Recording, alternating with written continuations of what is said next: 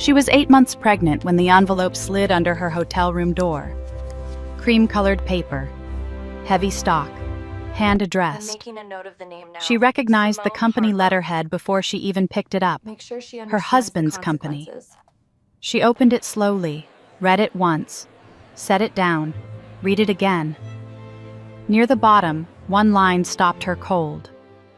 "We do hope you can join us despite your condition." Despite your condition. She stood there in her silk robe, bare feet on cold marble, 8 months pregnant and completely alone, and she read those 4 words one more time. Then she did something nobody expected. She smiled, not because it didn't hurt. It did. It hurt in the specific, clarifying way of something you already knew but hadn't yet been forced to face. She smiled because the woman who sent that envelope, the woman in the red dress, the one who had been planning this moment for weeks, who had chosen the words, chosen the cardstock, chosen to slide it under the door before sunrise. That woman had made one catastrophic mistake. She had invited the wrong person to the wrong room. Because Caroline Whitfield was not just a pregnant wife being summoned to her own humiliation. She was the silent majority investor who had saved this company with $41 million. And nobody, not the mistress, not the husband, not a single person in that 300-guest gala, knew it yet. Stay with me. Because what happens next will change the way you think about quiet women forever. This story is for every woman who was ever underestimated, who stayed quiet while building something powerful, who was handed a moment designed to break her, and used it instead to reclaim everything that was already hers. Before we begin, if this is the kind of story that makes you feel something real, hit subscribe right now. New stories like this every single week, for women who know that the most dangerous person in any room is the one everyone forgot to watch. Drop a comment below telling us, have you ever been underestimated by someone who had no idea what you were actually capable of? We read every single one, and share this with one woman in your life who needs to hear it today. She'll thank you for it. The envelope slid under the hotel room door at 6:17 in the morning. Caroline heard it before she saw it. A soft whisper of paper against marble. She was already awake. She had been awake since 4, lying on her left side with a pillow wedged under her stomach, listening to the city begin its day 14 floors below. Sleep had been difficult for the past 6 weeks. Her daughter had opinions about position, about comfort, about the precise angle at which her mother was permitted to rest. Caroline pressed one hand flat against her stomach and pushed herself upright. Slowly. Everything was slow now. 8 months of slow. She crossed the room in her robe, bare feet on cool marble, and bent to pick up the envelope, one hand on her lower back, her fingers closed around cream-colored paper, heavy stock, the kind that cost money, the kind chosen specifically to communicate that money existed. She recognized the letterhead before she fully straightened. Whitfield Enterprises, Annual Gala. The silver embossing caught the thin morning light coming through the gap in the curtains. She stood there for a moment, just stood, the envelope in her hands, the city murmuring below. She opened it. The card inside was the same cream, the same heavy stock. Her name was hand-addressed at the top, in precise, practiced cursive, not a printed label. Someone had written her name by hand, which meant someone had chosen to write her name by hand, which meant something entirely. She read it once. She set it on the vanity. She read it again. She picked up her phone, opened Garrett's contact, stared at his name on the screen. Lock, unlock, lock, unlock, lock. She did not call him. She read the card a third time, paying particular attention to one line near the bottom. The line that read, "We do hope you can join us, despite your condition, and look forward to welcoming you to this celebratory evening." Despite your condition. She said the words quietly to herself, alone in the hotel room, 8 months pregnant, her hair undone, and her feet bare on expensive marble. Despite your condition. She set the card face down on the vanity, sat on the edge of the bed, put both hands on her stomach. Her daughter kicked, once, sharp and decisive. "I know," Caroline said. "I know." She opened her laptop, pulled up the public-facing page for the Whitfield Enterprises annual gala. The event Garrett had described to her just 9 days ago as a small internal gathering. "Not worth the drive for you, sweetheart." His hand on her shoulder, his eyes already moving to his phone. "You need your rest." The webpage loaded, a full-color banner, red carpet, crystal chandeliers, a guest list described as 300 of the city's most influential business and media figures, a live orchestra, a keynote address by the company's chief executive officer, Garrett Whitfield. Not small, not internal. She closed the laptop. She was not surprised. That was the thing she noted, sitting on the edge of that hotel bed at 6:23 in the morning. She was not surprised at all. She had not been surprised by anything Garrett did in a very long time. What surprised her, what always managed to find a small, unguarded corner of her and hit it, was the specificity of the cruelty.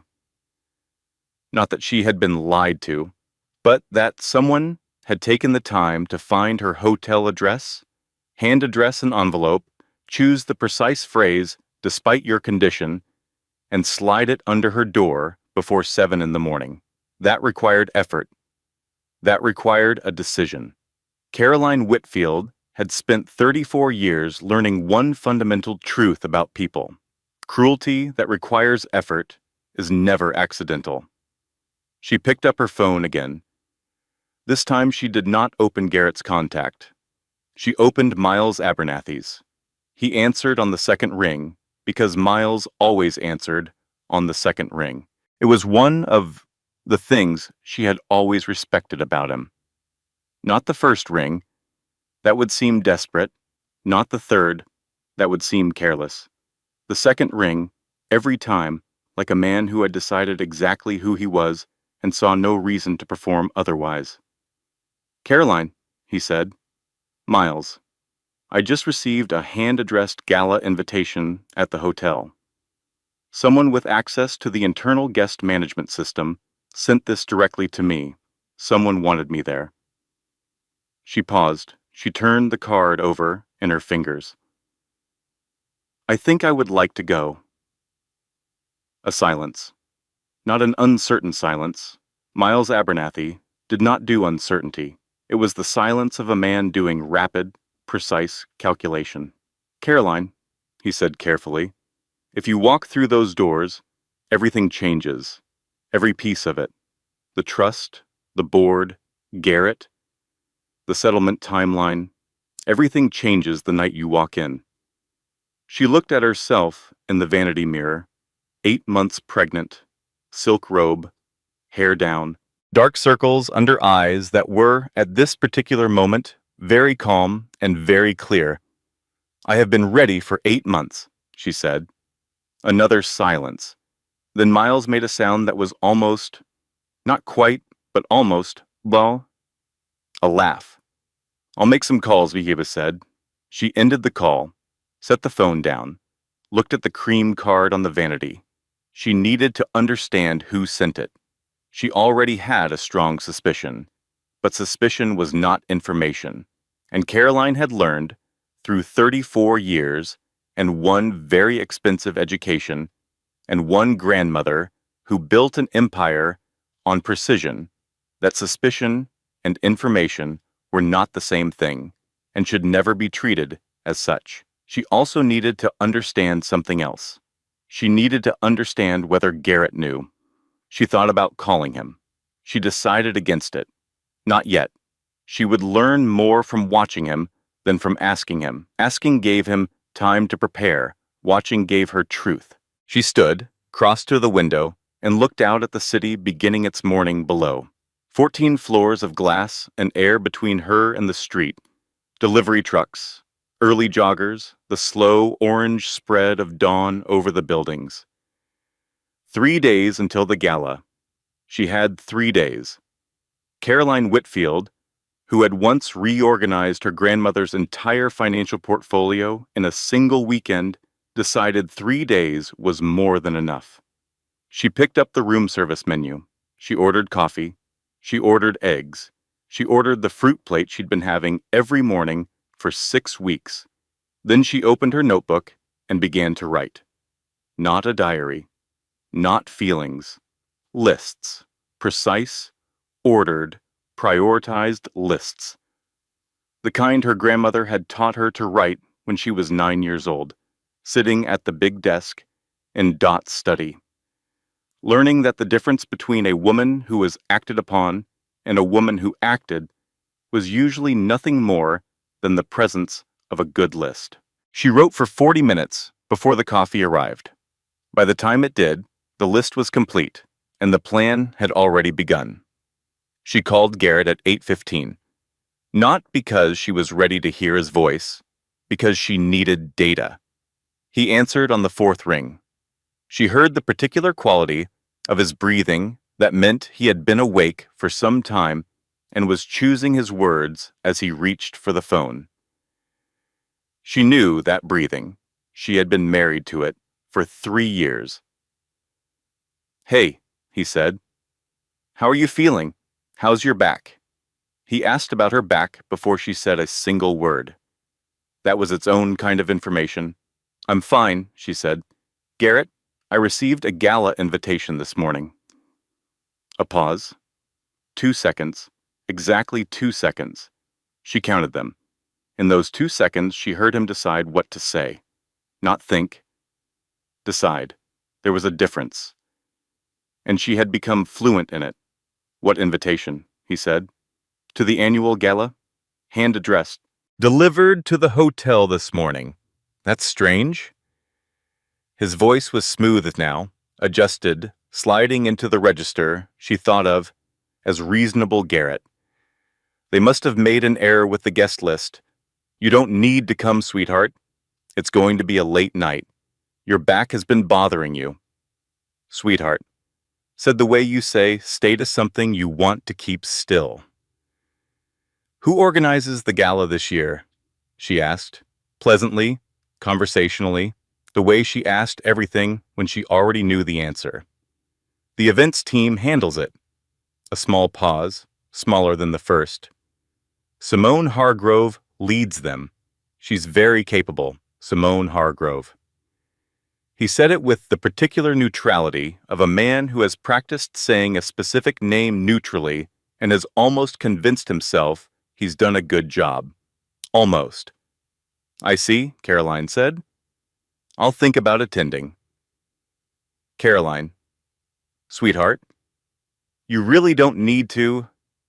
"I'll think about it," she said again, gently, finally. "I'll talk to you soon." She ended the call before he could finish the sentence he was already composing. She sat with the phone in her lap for a moment. She thought about those 2 seconds. 2 seconds between her saying the word invitation and him saying what invitation.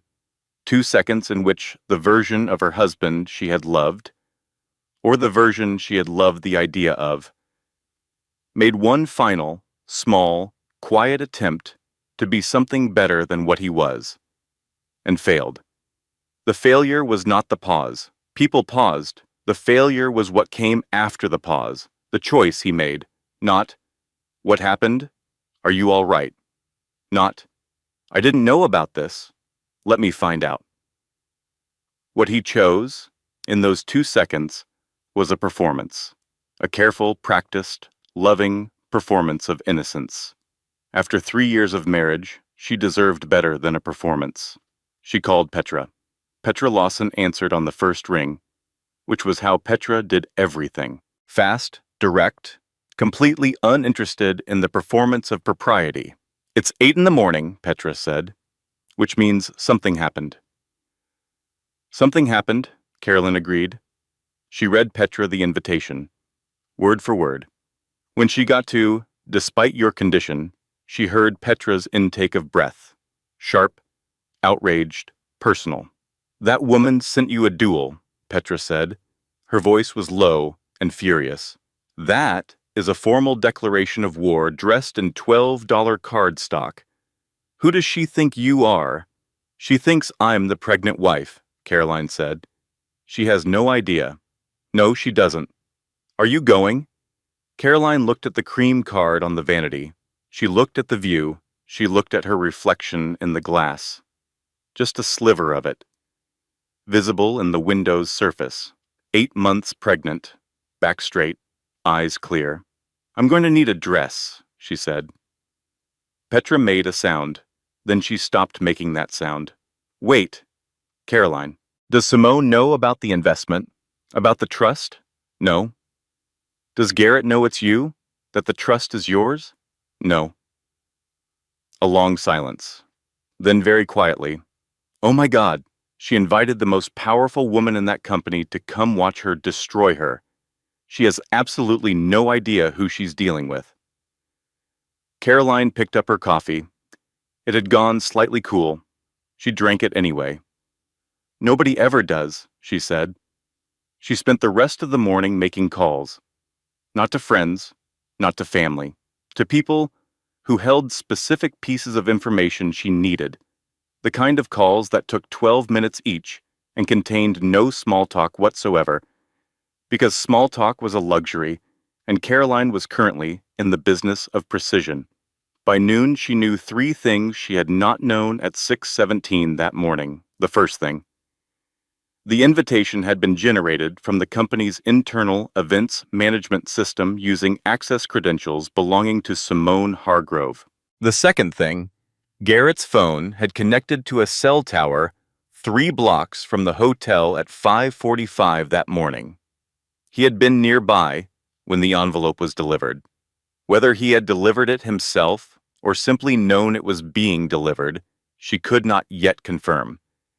But he had been 3 blocks away at 5:45, and the envelope had arrived at 6:17. That was its own geometry. The third thing was the one that changed everything.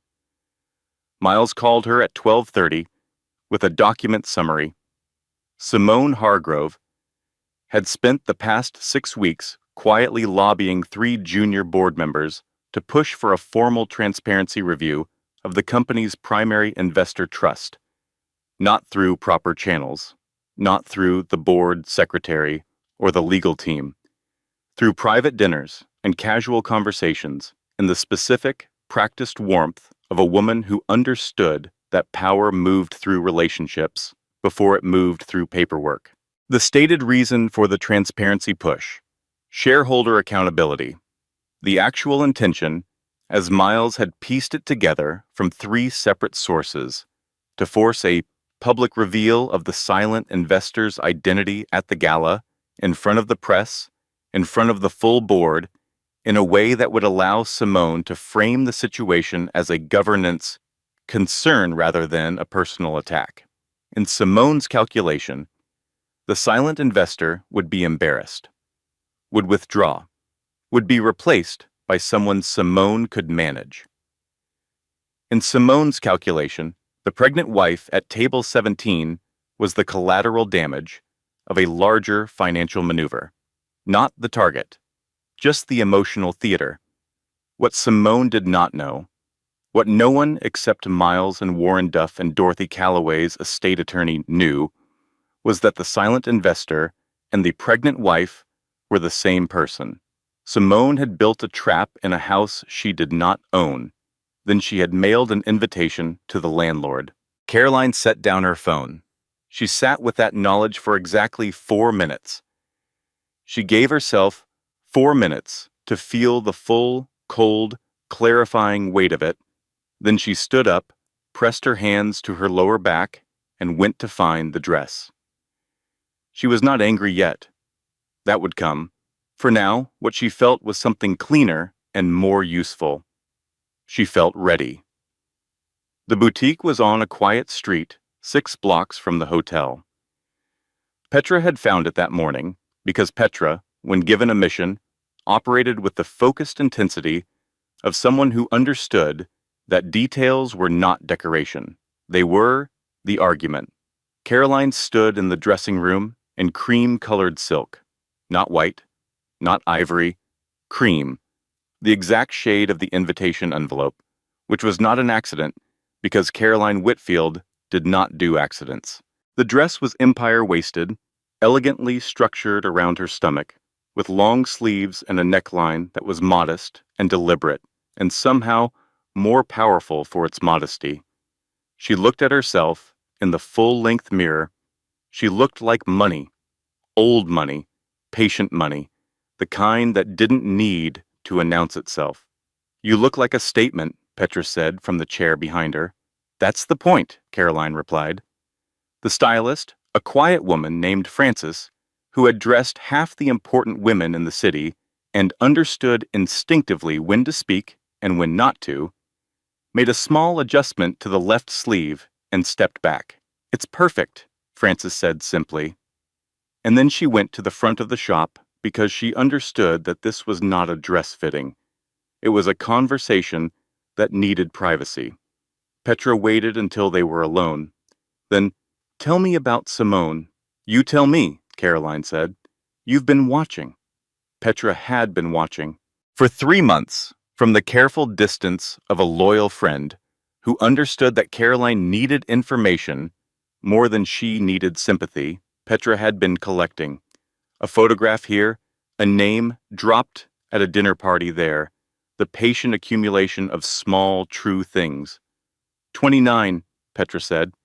Events management degree from a good school, hired 18 months ago. Smart. Genuinely smart, I think. Good at her job, and completely convinced that she is the better option. A pause. She's not cruel by nature, I don't think. She's just decided you're not real. Not real. Caroline turned that phrase in her mind. She looked at her reflection. People do that, she said slowly. They make you smaller in their minds until you barely exist. It's easier that way. It's easier to take something from someone who isn't quite a person yet. Petra was quiet. I did it too, Caroline said, and Petra looked up, surprised. To myself, I made myself smaller. Every dinner party where he introduced me as his wife, who used to work in arts administration. Every weekend, I stayed quiet when he talked over me. Every time I reorganized my feelings into something more convenient and less inconvenient. She smoothed the silk over her stomach. I helped them. I helped both of them make me smaller. I got so good at it, I almost forgot what size I actually was. Petra stood up and came to stand beside her, looking at both their reflections in the mirror. You were never small, Petra said. No, Caroline agreed. I wasn't. I just kept acting like I was. There's a difference. They stood there for a moment. The city moved outside the window. Someone's heels clicked past on the sidewalk. The silk settled around Caroline's stomach, warm and deliberate. The drive back to the hotel was quiet. Caroline sat in the back of the car and let the city move past the window. She thought about her grandmother. Dorothy Calloway had been a woman who built things. Not loudly, not in the way that required constant acknowledgement. She built in the patient, compounding way of someone who understood that real power didn't need an audience.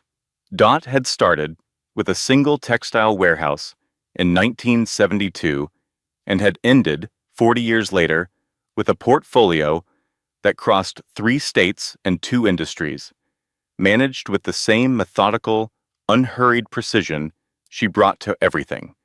She had chosen Caroline as her heir not because Caroline was the oldest grandchild, or the most academically decorated, or the most professionally impressive at the time of the will's writing. She had chosen Caroline because Caroline was the one who sat at the big desk and asked the right questions. Not, how much is it worth? But, why does it work? Not, what do we have? But, what does it mean? Dot had seen something in Caroline that Caroline was still at 34 and 8 months pregnant and sitting in the back of a car in a cream silk dress, working to fully claim. She pressed her hand to her stomach. Her daughter shifted, slow, rolling movement, settling in. I know, Caroline said softly. I know. We're doing this. The car pulled into the hotel garage. She sat for another moment after the driver turned off the engine. She thought about the past 3 years, not in the consuming, flooding way of grief. That would come later. She knew it would come. There would be a time and a place for it, but in the precise, diagnostic way of a woman taking inventory. She thought about the dinner party 14 months ago where Garrett had told a story about their first date, a story she was present for, that had somehow smoothed away every one of her words and replaced them with his. She had sat at that table and heard herself become a character in his story, rather than a participant in her own life, and she had laughed at the right moments and touched his arm at the right moment and said nothing. She thought about the Sunday morning she had found Simone's name in his phone, saved professionally, correctly, with the company title attached. How she had stood in the bathroom for 23 minutes. How she had splashed cold water on her face and gone back to bed and said nothing. She thought about the folder on her phone, the one labeled Recipes. Inside it, 12 photographs, receipts from restaurants she had never been taken to, a screenshot of a hotel reservation confirmation that had appeared briefly in his email before he changed his password. The photograph Petra had sent her 3 weeks ago.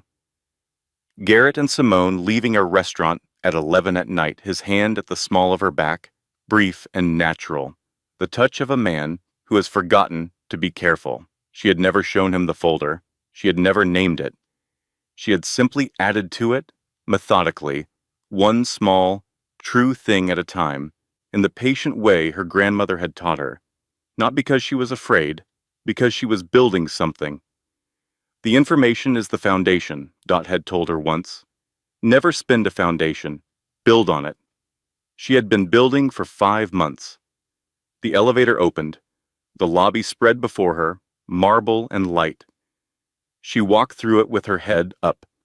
Miles Abernathy's office smelled like old books and good coffee and the particular calm of a space where serious decisions had been made for a very long time. Caroline sat across from his desk, her hands folded on top of her notebook, and watched him read. He read the document summary carefully. Miles did everything carefully. At 58, he had the unhurried thoroughness of a man who had learned long ago that the cost of carelessness was always higher than the cost of patience. When he finished, he set the papers down and looked at her. She's planning to force the reveal at the gala, he said. Publicly, in front of the press, her calculation is that the silent investor will be embarrassed into silence or withdrawal. Yes. She doesn't know it's you. No. Garrett doesn't know it's you. No. Miles was quiet for a moment. Your grandmother would have found this extraordinary. Warren said the same thing. Warren is not wrong. He picked up his pen, set it down, picked it up again, which was, for Miles, the equivalent of visible agitation. Caroline, what do you want the outcome to be? Not what you want to happen to Garrett, or to Simone, or to the company. What do you want your life to look like on the other side of Thursday night? It was the right question. It was always the right question. And Miles had been asking versions of it for 11 years, since he first sat across from Dorothy Calloway and learned that the most powerful thing you could do before any negotiation was know exactly what you wanted, before the room filled up with other people's wanting. I want my daughter's financial future secured, Caroline said. I want my position in the trust formalized and on record. I want to be visible, not Mrs. Garrett Whitfield, Caroline Calloway Whitfield, investor of record, She paused. And I want to walk into that room and out of it, with my dignity completely intact. Miles nodded slowly. Not destruction. Not destruction. I don't want to burn it down. I want to walk out carrying what's mine. That, Miles said, is exactly what your grandmother would have said. He began to write. The plan took 2 hours to build. When it was done, it occupied 4 pages in Miles's precise handwriting and involved a voluntary investor disclosure filing, a conversation with Warren Duff, the presence of one specific document at the gala, and Caroline's willingness to be in the right room at the right moment. It was not complicated. Real power rarely required complexity. It required only positioning and timing and the willingness to be present when everything shifted. After Miles, she met with Warren Duff at a private club 3 blocks from the financial district. Warren was 62, gray-haired, broad-shouldered, with the kind of face that had clearly once been handsome and had settled into something better. A face that had been tested and had held. He stood when she entered the room, which she had always appreciated about him. "Caroline Whitfield," he said, "you look well." "Thank you, Warren. You look like you're about to do something that makes me slightly nervous." She sat across from him and told him the plan. He listened without interrupting, which was the mark of a man who understood that interrupting someone mid-plan was how you ended up with half a picture. When she finished, he was quiet for a moment. Then he said, "The 3 junior members are still with her. 2 are undecided. My 4 will follow my lead. They just don't know yet that it's you they've been following all along. Can you give me 48 hours? What are you going to do with 48 hours? Let her finish building the trap." He looked at her for a long moment. Then he picked up his drink, set it down without sipping, shook his head slowly, not in disagreement, but in something that looked very much like wonder. "Dorothy Calloway would have loved this," he said. "You're the second person who's told me that today. It keeps being true." She drove back to the hotel in the early evening. Garrett called at 6. She let it go to voicemail. Not because she was afraid of what he'd say, because she didn't have 45 minutes to spare on a conversation that would be, at its core, a performance. His voicemail was exactly what she expected. Warm, reasonable, a gentle suggestion that the gala was really not the right environment for her, given everything, and that he was only thinking of the baby, and that they should talk when she was feeling up to it. She deleted it, added it mentally to the folder labeled recipes. Then Helen Whitfield called. Caroline answered this one. Helen's voice was clipped and careful. Helen did everything clipped and careful. In 3 years of marriage, Caroline had received exactly 3 moments of genuine warmth from her mother-in-law. She had cataloged them, those 3 moments, because they were genuinely remarkable in their rarity. "I heard you received an invitation," Helen said. "Garrett is concerned you might make things difficult." Difficult. The word landed like a small stone, dropped from a very high place. "I wouldn't dream of making things difficult, Helen," Caroline said pleasantly. "Good. I really do think, in your condition—" "I'll see you at the gala, Helen," Caroline said, with the full warmth of a woman who meant every word. "Thank you so much for calling." She ended the call. She sat for a moment in the careful stillness after she thought how many women had agreed, without ever being asked, to make her smaller. Helen, who called to tell her to stay home.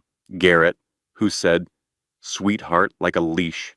Simone, who hand-addressed an envelope to a woman she'd decided wasn't real. Even the friends who had gone quiet at dinner parties when Garrett told his stories. Even the women who had nodded. None of them had meant to be part of it. That was the most complicated thing. None of them had sat down and decided to diminish Caroline Whitfield. It had happened in small increments, in pauses and nods and the gentle, accumulated social agreement that some women were more visible than others. She was done with the agreement. She opened her notebook, added 3 lines to the list. 2 days remaining. She ordered room service, ate at the small table by the window, and watched the city's lights come on one by one below her. She thought about her daughter, about the name she had already chosen, about the hyphen that would appear in that name, deliberate, permanent, hers. She went to sleep at 10:15. She slept well.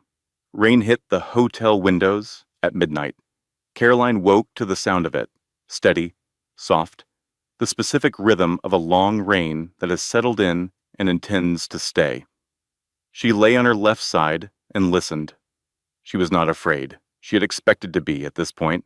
She had expected the night before fear, the kind that lives in the stomach, the kind that makes 3 a.m. feel like a test. Instead, what she felt was something quieter and stranger. She felt awake, completely, cleanly awake, the kind of awake that happens when the body understands something important is coming and decides, without consultation, that sleep is beside the point. She reached for her phone. 3:14 in the morning. She opened the browser. She did not search for Simone. She did not search for Garrett. She did not search for the company or the board or the trust disclosure process, all of which she already knew entirely. She searched for her daughter. What to tell your daughter about staying too long. What to say about quiet power and when to use it. How to teach a girl to know what she is worth before someone else decides for her. She read for 20 minutes. The articles were mostly inadequate, earnest and well-meaning and somehow beside the point, like advice written by people who had never actually been in the specific room she was describing. She closed the browser. She lay in the dark and talked to her daughter instead, not out loud. In the private, continuous conversation she had been having since she was 5 months along, when the movement first became undeniable and she understood, in the particular bone-deep way of impending mothers, that she was never alone anymore and would not be again. I am going to tell you the truth, she thought, about all of it. When you are old enough. Not a cleaned-up version, not the version where your father was a villain and your mother was a saint, because neither of those things is entirely true. The real version. The one where your mother stayed too long because she loved something that was not quite real, and then stopped staying because she loved something that was entirely real. You were entirely real. You were the most real thing I had ever encountered. The rain softened. The clock moved to 3:47. Petra texted, then called. Even Petra, who did not understand the concept of appropriate hours, waited for Caroline to pick up before speaking. The seating chart, Petra said. Her voice was carefully controlled in the way of someone sitting on something large. I got a copy from someone who works the venue. Tell me. Table 17, the far corner, junior administrative staff and their guests. A silence. She seated the majority investor of Whitfield Enterprises at the junior administrative staff table. Petra said, as if saying it aloud helped her believe it. In the corner, farthest from the main stage, farthest from the cameras, farthest from every board member and press contact in the room. Carolyn processed this. She thought about the geometry of it, the deliberate, architectural thoroughness of placing her exactly there, in that corner, visible enough to witness the evening's events, but positioned clearly as audience rather than participant. It was almost elegant in its way. You had to give Simone credit for thoroughness. And then Caroline did something that surprised even herself. She laughed. Long, genuine, slightly exhausted laughter that came from somewhere below the plan and below the preparation and below all the careful, patient strategy, from some deeper place that recognized, suddenly and completely, the absolute audacity of the situation. She built a trap in a house she doesn't own, Caroline said, when she had breath again, and then she put the landlord in the corner. Petra, after a moment, I reached out to Nadia Prescott, the journalist. I didn't say anything specific. I just suggested the evening might be more interesting than expected. Caroline stopped laughing, not with alarm, with the particular sharpened attention of someone who has just been handed a piece she hadn't yet placed on the board. Good, she said. Good? Yes, good. She shifted her position, propped herself against the pillows. Nadia is careful. She won't move until she understands what she's seeing, but she'll be watching from the moment she arrives. And when the moment comes, she paused. Truth should have a witness. She ended the call at 4:20, lay in the renewed quiet. The rain had stopped. The city was absolutely still, in the specific way cities are still at 4 in the morning, not empty, just paused, holding its breath between the night's last and the day's first. She got up, ran cold water over her wrists at the bathroom sink, pressed her cool hands against her face, looked at herself in the mirror. She looked tired. She looked 8 months pregnant. She looked in the honest overhead light of a hotel bathroom at 4 in the morning, like a woman who had been carrying a great deal for a very long time and had not put it down. She thought, I wanted this to be different. I want that acknowledged somewhere, even if only here in this bathroom at this hour, with no audience. I wanted him to be different. I wanted us to be different. I spent 3 years and an enormous amount of quiet energy trying to want the right things into existence. That is not stupidity. That is love. Doing what love does. Love tries. Love waits. Love gives benefit of the doubt until benefit of the doubt becomes a loan that will never be repaid. She dried her hands, walked back to the bedroom, set her alarm for 7. She picked up the cream invitation from the nightstand. Read it one final time. Set it face down. She stopped needing it to hurt. The moment she stopped needing it to hurt, she knew she was ready. Not because she had stopped feeling it, because she had finished with it. She had extracted everything it had to teach her, and now it was just paper. She turned off the light. Tomorrow, she thought. Tomorrow we go. The orchestra was warming up when she arrived. She had timed it. 23 minutes late. Late enough for the room to be full and settled, for the first round of welcome remarks to be complete, for the social architecture of the evening to have established itself. Late enough that her entrance was not one of many, but singular, specific, chosen. The town car pulled up to the entrance at 8:23. The driver opened her door. She took his hand to step out, because she was 8 months pregnant, and she was pragmatic, and pragmatism and dignity were not opposites. She stood on the red carpet for precisely 4 seconds before entering, cream silk, her grandmother's pearl earrings, her hair up in a simple, deliberate style that had taken Frances 40 minutes and looked like it had taken 40 seconds. No jewelry except the earrings, and the watch Dot had left her, a plain gold watch, vintage, the kind that told time and nothing else and needed to say nothing else. She walked in. The room did what rooms do when someone with genuine presence enters. It did not stop. It shifted.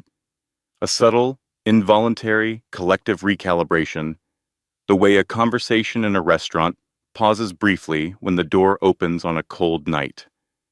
Heads turned in the practiced, lateral way of people who were trying not to appear to look. She did not scan the room. She walked toward the bar, ordered sparkling water with lime, accepted it, turned. Warren Duff saw her first. He was at table 2, and his face did something that was not quite a smile. More the expression of a man watching a long chess game arrive at a position he has been anticipating. He raised his glass a fraction. She inclined her head. Garrett saw her second. He was near the stage, standing with 2 board members, and a woman she recognized from the company's marketing division. She watched his face go through three expressions in fast succession. First, surprise. Second, the quick calculation of a man assessing damage. Third, the composed mask of reasonable Garrett clicking into place. He excused himself from his conversation and began to move across the room toward her. She watched him come. He was dressed well. He was always dressed well. That had been one of the first things she had noticed about him. The particular ease with which he inhabited formal clothes, as if he had been born in them. She had found it attractive, once. Now she registered it as data, a well-dressed man moving across a room toward damage control. Before he reached her, Simone Hargrove reached her first. Simone moved through the crowd with the efficient confidence of a woman who knew every square foot of the room she had designed. She was in red, deep, saturated, deliberate red. She was 29, and she was beautiful, and she was completely, entirely certain of herself, which was almost admirable, given everything. She extended her hand. Her smile was exactly right. Warm, professional, welcoming, with a layer beneath it that said, "I see you, and I am not afraid of you, and I think you should understand that tonight is already decided." "Mrs. Whitfield," she said, "I'm so glad you could make it. I was concerned the evening might be too much, given—" A glance, brief and surgical, at Caroline's stomach. "Everything." Caroline shook her hand. Simone's grip was firm. So was Caroline's. "Not at all," Caroline said pleasantly. "I've been looking forward to it." Simone guided her through the room, gently, with the practiced efficiency of a woman directing people to where they belong. Caroline let herself be guided, all the way across the room, past table 2, where Warren sat, past table 5, where Helen Whitfield was watching with an expression Caroline couldn't fully read, past the orchestra, which had begun a quiet waltz, all the way to table 17, the far corner, the name card, small letters, Mrs. Caroline Whitfield. She looked at it. She picked it up. She set it back down, very carefully. "Simone," she said, "I think there may have been a seating error. Would you mind helping me find Miles Abernathy? He should be here this evening. He has my seat assignment." Simone's smile held, but something behind it adjusted. A small recalculation. "Miles Abernathy? The attorney? Yes, he manages my trust affairs. He tends to be very specific about placement with accounts of this size." A pause, longer than the pause Garrett had taken on the phone. In this pause, Caroline could see something beginning to move behind Simone's eyes. Not understanding, not yet, but the first faint suggestion of a question she had not previously thought to ask. "I wasn't aware an attorney was involved in the guest list," Simone said. "He's very thorough," Caroline said. She smiled, warm, genuine, absolutely untroubled. "Shall we find him?" And across the room, through the crowd, she saw Nadia Prescott, standing near the bar, a drink in one hand, a recording device in the other. Visible, professional, conspicuous in the way of journalists who want you to know they are there. Their eyes met. Nadia raised an eyebrow. A single, precise question. Caroline held her gaze for 3 seconds, then gave the smallest possible nod. Tell the truth, she thought. For once tonight, let the truth arrive first. Miles Abernathy was at table 2. Of course he was. Miles was always exactly where he needed to be, which was one of the many things Caroline valued about him. She crossed the room, with Simone a half step behind her, still processing, still recalibrating, the events director's certainty beginning to develop the first hairline fractures. Miles stood when he saw Caroline.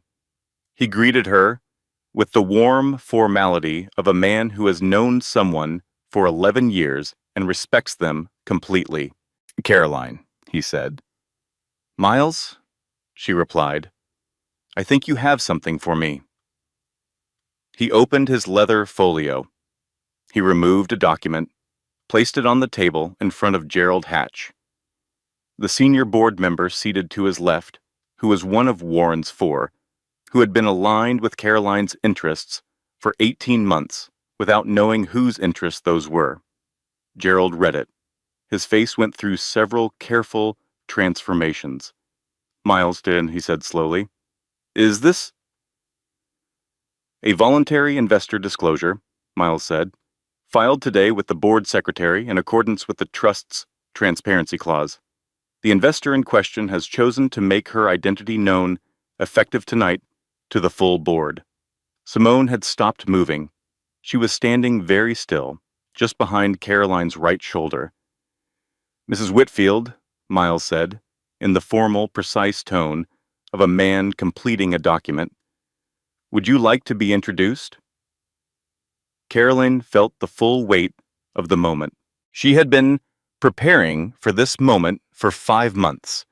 In some ways, she had been preparing for it for 3 years. In some ways, she had been preparing for it since the age of 9, sitting at her grandmother's big desk, learning that the difference between a woman who was acted upon and a woman who acted was the presence of a good list and the willingness to stand behind it. She said, in a voice that was entirely steady, "The trust that provided $41 million in emergency funding to Whitfield Enterprises 18 months ago is mine. My grandmother, Dorothy Calloway, built it over 40 years. She left it to me. I have been a silent majority investor in this company since before the current events director joined the team." The table was very quiet. Warren Duff picked up his drink, set it down untouched. His expression was the contained satisfaction of a man watching something he has believed in for a long time be proven correct. Simone said nothing for a moment. Caroline turned and looked at her directly. Really looked, for the first time that evening, without strategy or performance. What she saw was a young woman in a red dress who was doing rapid, terrible arithmetic. She watched Simone's certainty dissolve, watched the version of the evening Simone had planned, the public embarrassment, the forced transparency, the mistress as victor narrative, evaporate completely, leaving nothing in its place but the cold, clarifying truth. "Garrett," Simone said, not to Caroline. To Garrett, who had reached them now, who was standing at the edge of the table looking at the document in Gerald's hands. Garrett said nothing. He was looking at the document.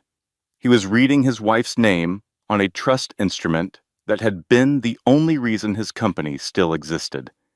He had known there was an angel investor. He had thanked the room at a board dinner 18 months ago for the extraordinary generosity of an anonymous patron whose faith in this company was the turning point. He had never asked who. Caroline had sat in the audience at that dinner and watched him thank the room for her money without knowing it was her money. And she had thought, "This tells me something. The not asking tells me everything." "Garrett," Simone said again, sharper now. He looked at her, then at Caroline. "Did you know?" Simone asked Caroline. Her voice had stripped itself of its professional finish. What remained was something rawer, something Caroline recognized as genuine shock. "When you married him, did you already know you were going to do this?" "I married him because I loved him," Caroline said. Simply, truly. "I protected my investment because I am my grandmother's granddaughter." Those were 2 separate decisions made for 2 separate reasons. She paused. "Your invitation helped me make a third one." Simone looked at her for a long moment. Then she looked at Garrett. Then she looked at the document still open on the table. Then she looked at nothing in particular, in the way of someone recalculating a situation so thoroughly that no single object in the room requires focus. She picked up her clutch from where it had been resting on a nearby chair. She straightened her dress. She looked at Caroline one final time, Not with hatred, Caroline noted, with something more complicated, something that might, given years and distance, eventually become respect. "Excuse me," she said, with remarkable composure, and began to move toward the exit. Quietly, without drama, without a scene, Nadia Prescott was already moving, not toward Simone, toward Miles, toward the document, toward the story.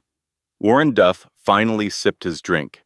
Caroline sat down at table 2. Her back ached from standing. Her daughter was pushing against her ribs with what felt like insistence. "I know," she murmured. "I know. Almost done." Garrett moved first. He was good in rooms. He had always been good in rooms. It was one of the genuine things she had loved about him, before she understood that it was a skill deployed in service of whatever the room required, rather than whatever the truth required. He moved toward the center of the crowd with the calm authority of a man who had not yet admitted to himself that the situation had left his control. And he began speaking in his warm, confident public voice about family business matters and private conversations, and not letting a small misunderstanding interrupt a wonderful evening. The board members watched him. Several of them were looking at Gerald Hatch's copy of the disclosure document while they watched him. The arithmetic was not complicated. The math of who held the most significant financial stake in the room was simple and clear. Warren Duff waited until Garrett finished his second sentence, then mildly, with the absolute authority of a man who has sat on boards for 30 years and understands exactly how much weight 7 words can carry in the right room. "Garrett, perhaps you should sit down." Garrett sat down. The room absorbed this, not dramatically, in the way of people in formal settings who process significant information while maintaining the appearance of normalcy, because maintaining the appearance of normalcy is itself a kind of power, and everyone present knew it. Nadia Prescott had found Miles. They were speaking in the low, careful voices of a journalist and an attorney who both understand exactly what they are looking at and how to document it properly. Caroline sat at table 2 and let the evening arrange itself around her. Helen Whitfield crossed the room at 9:10. She moved slowly, carefully, with the considered gait of a woman who was aware that people were watching and was choosing, deliberately, where to direct her steps. She stopped in front of Caroline. "I called you this morning," Helen said. "I told you to stay home."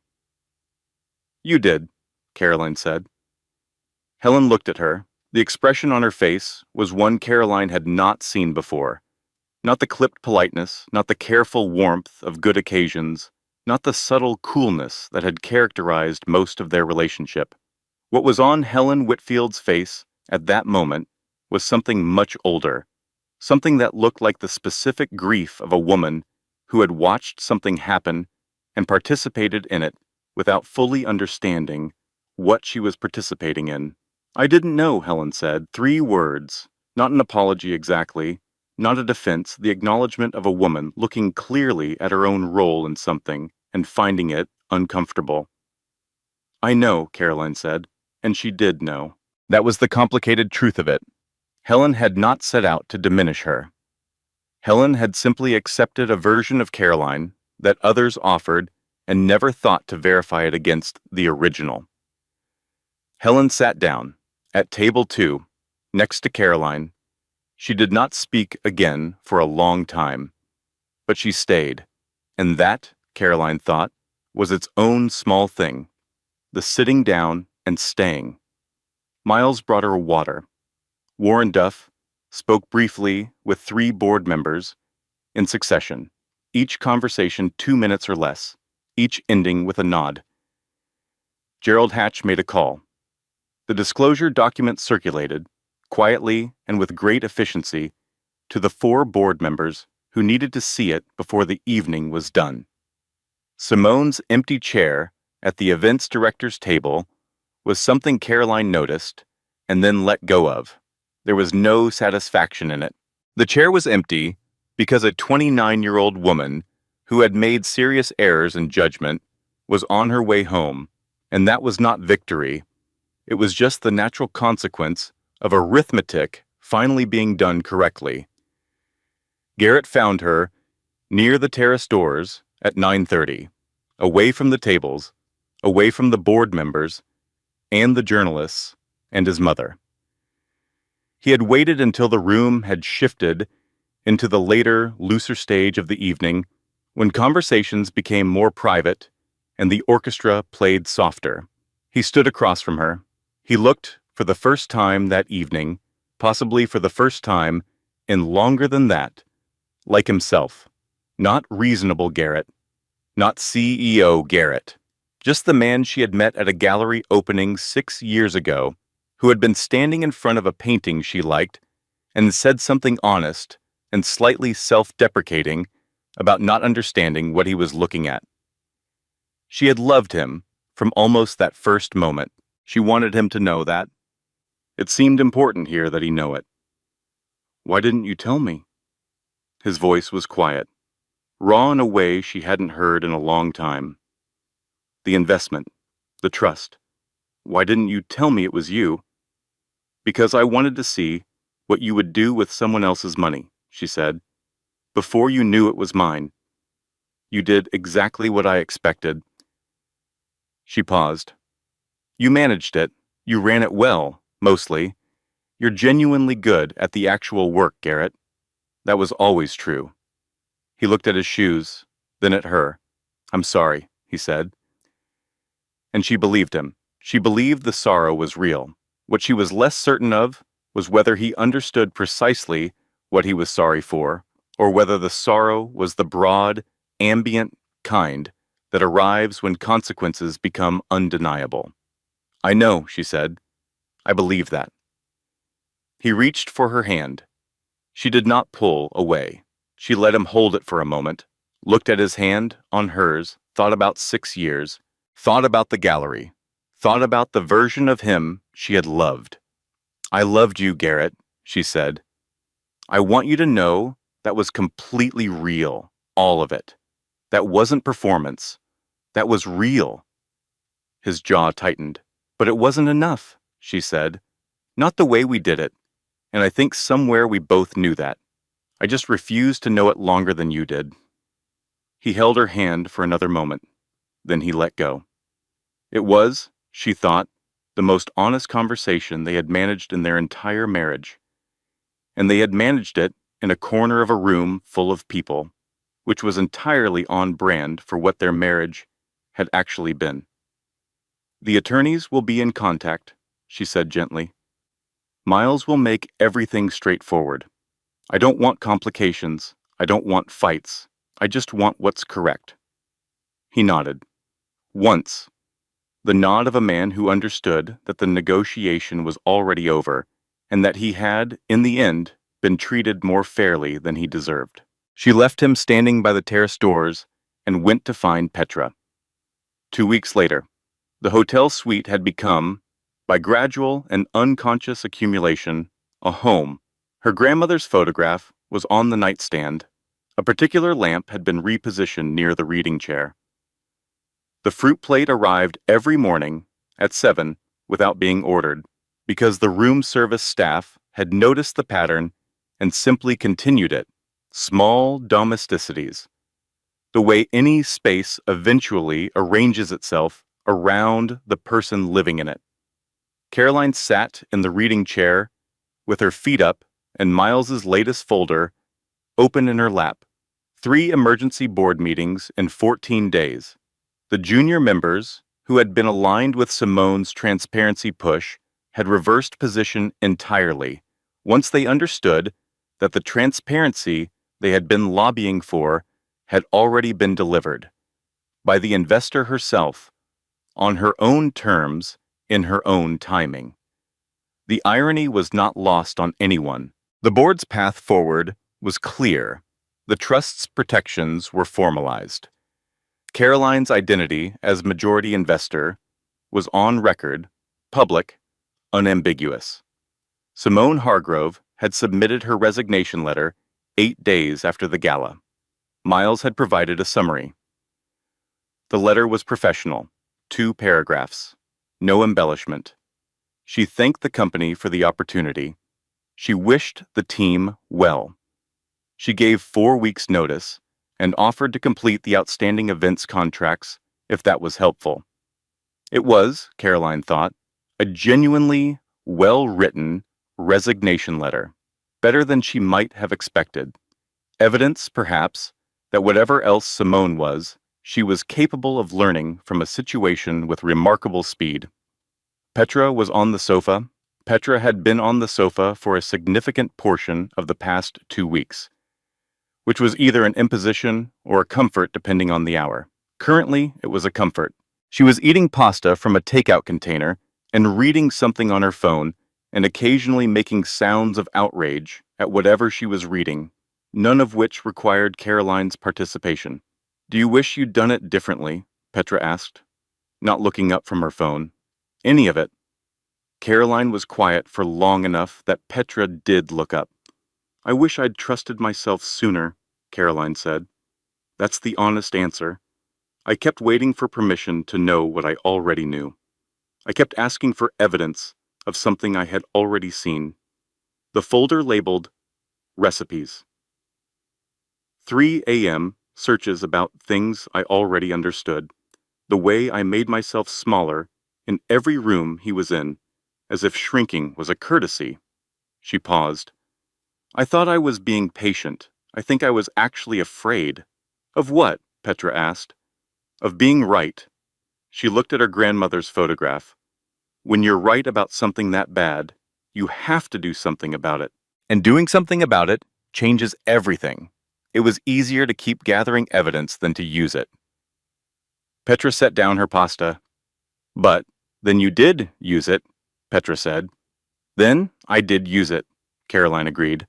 She thought about the months of preparation, the quiet, methodical building she had done in the space between knowing and acting.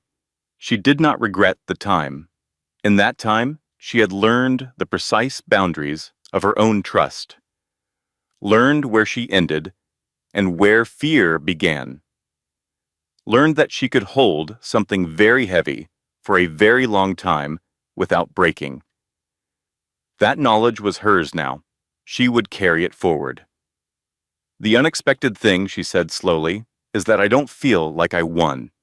I feel like I stopped losing. Those are different." "Are they?" "Yes. Winning implies a competition. I don't think I was competing. I think I was just..." She searched for it. "Reclaiming. Taking back the space I had given away. Putting my name back on the things that had always been mine." She opened the folder again, read the top document. Her name, in full, as a board member of Whitfield Enterprises. Dorothy Calloway Whitfield, investor of record and board member elect. Hyphenated, both names. Her grandmother's and her own. Not Mrs. Garrett Whitfield, not the silent investor, not the pregnant wife in the corner. Dorothy Calloway Whitfield. The name her grandmother had given her lineage and the name she had built herself together on a legal document, permanent and on record. She folded the folder closed and rested it on her stomach. Her daughter pushed against it gently, as if reading by pressure. "She's going to be something," Petra said fondly. "Yes," Caroline agreed. "She is." There was one more thing in the folder. Miles had placed it at the back, with a small yellow sticky note that said simply, "Arrived this morning. Thought you should see it." It was a handwritten note, plain notepaper, no letterhead. She recognized the handwriting from the gala invitation, the same precise, practiced cursive. Simone. She read it. "I am not going to make excuses for what I did. I am writing because I want you to know that I understand now what I was part of, and I am genuinely sorry for the specific cruelty of that invitation. I think I convinced myself you weren't fully real, that you were an obstacle rather than a person. That is the lie people tell themselves to do unkind things. It is not something I intend to do again. No signature, no return address, just the words. Caroline read it twice, folded it carefully, placed it at the very back of the folder. She thought about Simone, 29, brilliant, had been handed a man who made promises he could not keep, had built a plan on a foundation of false information, had found out, in the worst possible way, that the map she had been given was not the territory. That was its own education. It would cost her. It already had. But you could survive the cost of learning something true, even when you learned it the hard way. The unexpected win, Caroline said softly, mostly to herself. Petra looked at her. What? Something my grandmother used to say? About the endings you don't expect. The good ones. She held the closed folder against her chest for a moment. Dot said that the endings you plan for are rarely the best ones. The best ones are the ones that arrive from directions you weren't watching. Outside the window, the city was doing its afternoon thing. Fully alive, fully itself, entirely indifferent to any particular person's private reckoning, which was exactly the right amount of perspective. Caroline closed her eyes, put her feet flat on the floor, breathed. 3 more days until her due date. She was ready for this too. Dorothy June Calloway Whitfield arrived on a Tuesday. 4 hours of labor. No particular drama. As if she had reviewed the situation and decided efficiency was the appropriate response. She was born at 6:42 in the morning, when the city was just beginning its day and the light coming through the delivery room window was the specific early gold that only exists in the first 20 minutes after sunrise. Caroline had always liked that light. It seemed right that her daughter would choose it. Dr. Tillman placed her in Caroline's arms. She was small, warm, absolutely certain of herself, in the way of people who have not yet learned to doubt. Caroline looked at her daughter for a long time without speaking. She thought, here you are. After all of that, after every careful decision and every sleepless night and every moment, I held myself together by reminding myself that you deserved a mother who knew what she was worth. Here you are, small and gold-lit and entirely real. She pressed her lips to her daughter's forehead. Dorothy June, she said quietly. Hello? Garrett was in the waiting room. That had been Caroline's choice, and he had honored it without argument, which was, she had thought when she made the request, perhaps the most genuinely decent thing he had managed in the past year. When Dr. Tillman went out to tell him the news, the nurses said he sat with his face in his hands for several minutes. She heard this and held it in her mind. She hoped the feeling was real, not performed. She hoped he felt the full weight of it, the specific, irreversible weight of a child who exists, who is yours, who arrived into a world you had complicated for no good reason. She hoped he felt it correctly, not as guilt, which would be useless, as responsibility, which was the only thing that mattered now. Petra arrived at 9 with coffee and flowers, not lilies, sunflowers, vivid, uncomplicated, exactly right. She sat on the edge of the bed and looked at Dorothy. June with the expression of a woman who had been waiting a long time for something very good to arrive. She looks like you, Petra said. She looks like Dot, Caroline said. The forehead, She touched her daughter's small nose gently. All of this, and a little like Garrett, Petra said, carefully. And a little like Garrett, Caroline agreed, because it was true, and truth was the operating principle now, and the truth was that this child was made of both of them, and that was not a tragedy. It was just the architecture of the situation. Petra set down the flowers and opened her bag, pulled out Miles's folder. This came this morning. The finalized settlement. Caroline took it with one hand, holding Dorothy June in the other arm. She read the relevant sections. It was everything she had asked for. Clean, fair, comprehensive, non-destructive. No scorched earth, just correction. Just the writing of a tilted equation. She turned to the back of the folder. Miles's yellow sticky note.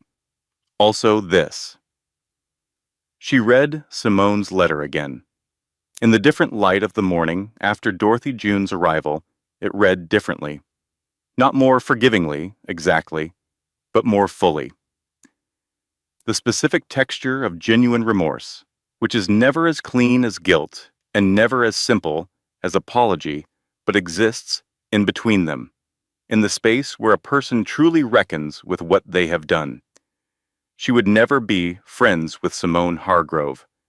That was not the shape of this, but she could hold the letter and what it represented and let it exist alongside everything else without needing to resolve it into something simpler. Garrett came in at 11. He had been permitted in now. The urgent part had passed, the territory had settled, and what remained between them was the long, complicated, necessary work of raising a child together from a distance, which required, above all else, the willingness to be decent to each other in the presence of someone who would remember everything. He stood at the foot of the bed. He looked at his daughter. Something crossed his face that Caroline recognized as genuine. Not performed, not managed. The real thing, arriving without his permission. He held out his arms. She placed Dorothy June carefully into them. He held her with the careful, astonished terror of a man holding something he fully understands is the most important thing he has ever held. He stopped, started again. She looks like you. She looks like my grandmother, Caroline said. Yes? A long pause. And maybe a little like me. Maybe a little like you, she agreed. They sat in the same room, without performing anything for anyone, without reasonable Garrett and without prepared Caroline. Just two people who had loved each other imperfectly and produced something perfect, sitting with the weight of that on a Tuesday morning. I'm going to be a good father, he said. Not a promise made to her, a decision stated aloud. I think you will be, she said, and she meant it. She had always thought he was capable of the genuine things, when the performance was not in the way. He stayed for 40 minutes. When he left, he touched Dorothy June's cheek with one finger, very gently, and said nothing. The door closed. Petra, who had been performing elaborate disinterest near the window for the entirety of this exchange, turned around. Okay, she said. That was a lot. Yes, Caroline agreed. Are you? I'm good, Caroline said. I'm genuinely, actually good. And she was. Not the performed good, not the managed good. The real thing, the kind that is possible only after something has been fully completed, when you arrive on the other side of a long walk and find that your legs still work and the air on this side is clean. She looked at Dorothy June. Her daughter was asleep, which she had been for most of the morning, apparently finding the entire situation of existence requiring substantial rest. Warren Duff called at 2 in the afternoon, brief and warm. Board meeting next Thursday, he said. Your first as a voting member, if you're ready. I'll be there, she said. Your grandmother would have. I know, she said. I know, thank you, Warren. She ended the call, sat in the afternoon quiet. She thought about the cream envelope sliding under the hotel door. She thought about those 2 seconds of silence on the phone, Garrett deciding who to be. She thought about the folder labeled recipes, about 3 a.m. searches, about table 17 and the stylist named Francis, who said it's perfect and stepped away. About Petra saying that woman sent you a duel, about Warren saying perhaps you should sit down, about Simone walking out with her clutch and her dignity intact, which was a choice Caroline had privately respected. She thought about her grandmother at the big desk, the lists, the patient, compounding work of building something real. She thought about the night in the hotel bathroom at 4 in the morning, pressing cold hands against her face, looking at a woman who had been carrying too much for too long. She had put it down now, not all of it. She would carry some of it always, because that was the cost of loving things that didn't work out, and the cost was not nothing, and she was not going to pretend it was. But the heaviest parts, the pretending, the performing, the accumulated weight of all those rooms in which she had made herself smaller, she had put those down. What she was carrying now was different, lighter somehow, despite being more real. Dorothy June made a small sound in her sleep. Not distress, just the sound of a person dreaming. Caroline reached out and held one small fist in her hand. She thought about what she wanted to tell her daughter when the time came. Not a cleaned-up version, the real one. I stayed too long because I loved something that wasn't quite real, and then I stopped staying because I loved something that was entirely real. I made every good decision in the last 6 months because I was carrying you, because you deserved a mother who knew what she was worth. And here is what I have learned at 34, in a hotel room, in cream silk, and then in a hospital bed on a Tuesday morning. The prison door was unlocked the whole time. I was the one standing in front of it, not guarding it against others, guarding it against myself, against the version of me who knew what she was worth and was afraid of what would happen when she finally acted like it. You won't make that particular mistake, not because your life will be easier than mine. It won't be. Life is not easier than mine for people who see clearly, but because you will have been carried through the moment when your mother stopped guarding the door. You were there. You felt it happen. That is in you now. Whatever else you carry that. The afternoon light moved across the hospital floor, slow and golden, the way good light does, without hurry, covering everything equally. Caroline Calloway Whitfield, investor of record, board member-elect, sat in that light with her daughter in her arms. She took a long, steady breath. The kind of breath you take at the beginning of things. She began. Editorial note: the content of this story, every scene, every character, every emotional beat, was carefully researched, constructed, and manually edited by our team with the sole purpose of bringing you meaning, perspective, and a story worth your time. We hope it stays with you long after it ends.